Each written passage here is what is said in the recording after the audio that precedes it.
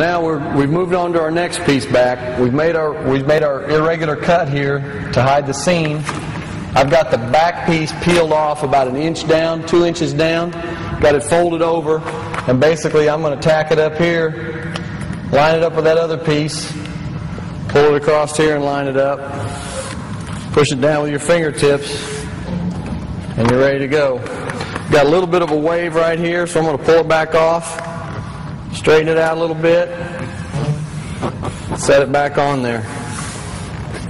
Then our door pieces are going to come down and they'll actually overlap this here.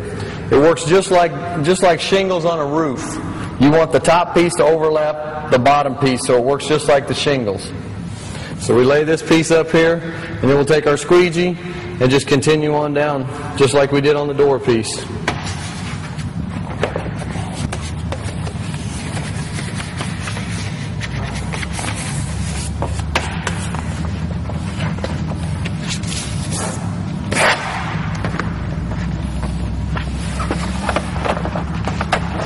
Pull your backing down a little bit, and you can just continue on down the truck.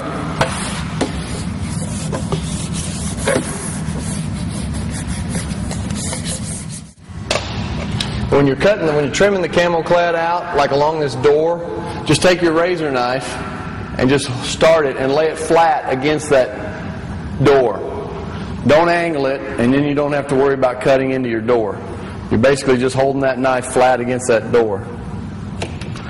And then you can come back on the other side. Just hold that knife flat against that door. Don't worry about it. And it'll follow that edge all the way down. Make sure your knife's good and sharp. And basically what you've done there is just taken this piece out between those two doors. And just by holding that knife straight and running those doors, you've got a perfect straight edge cut all the way down both doors. And now we're at the back of the cab, and where the cab meets the bed of the truck, it's rounded. So what you want to do is just trim your camel clad off to about the front of the bed right here. And then what you do is you come in and make relief cuts, just like we did on the bottom of that rocker, but in a bigger sense. So here where this curve creates, it creates a round curve here. We're going to make cuts about every 2 to 3 inches. And then you start towards the bottom and work your way up. And you just roll these fingers over. You can do a lot of this with your hand and just wrap those around, like so. And then come up to the next one and wrap it around. And just keep working your way up the truck, cutting your relief cuts. Now, if your relief cuts are too far apart and you start to get a wrinkle in your vinyl, then you basically just come back and just add a cut to your, inside here. So make them half the distance.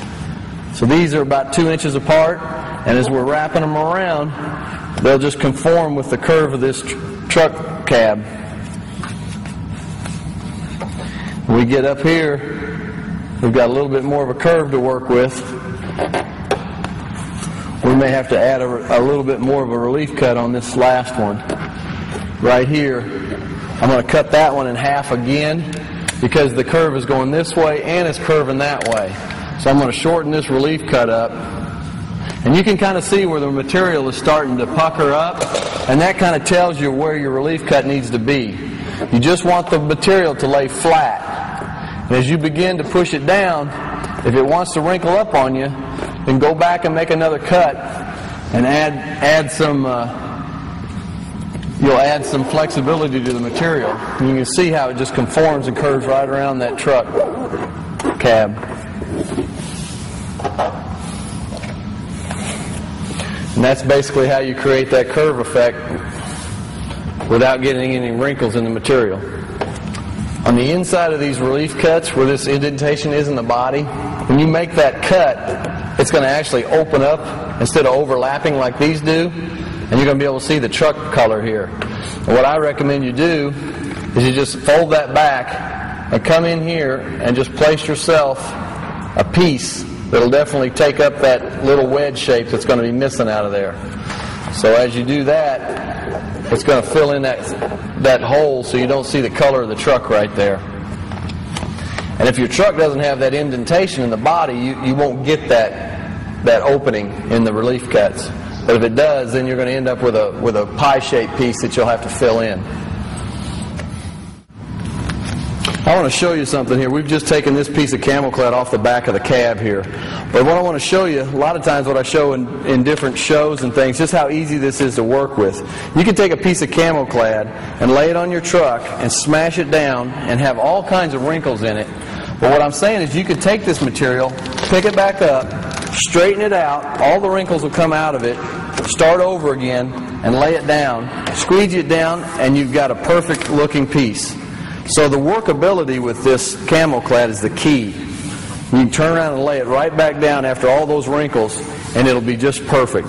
So when you're working with Camel-Clad, don't be afraid of it. I mean, as you put it down, you can pick it back up again as many times as you want. If you get it wrinkled, you get it stuck to itself, you just pull it apart and just start over again. Now, as we're working our way down the back of the truck by the tailgate, we're going to basically come down into that indentation on the body line again. And basically what you need to do here is just make some relief cuts so that you can tuck that material down right underneath the edge of that fender flare. So by pulling that material loose from the fender flare, you're then able to tuck that material right in against that plastic fender flare. And then you can come in with your knife and just follow that edge all the way around and just pull those pieces off. And it'll just fit in there just perfect. So just by cutting away the excess off of the fender flare, you can allow yourself a lot easier access to putting the vinyl right up against that edge. So if you've got a big piece of vinyl stuck to your fender flare here, go ahead and take a pair of scissors and just take that away and just leave yourself a small edge here that you can work with. And then as you go down the side of the truck, you can just tuck it right in against that fender well there.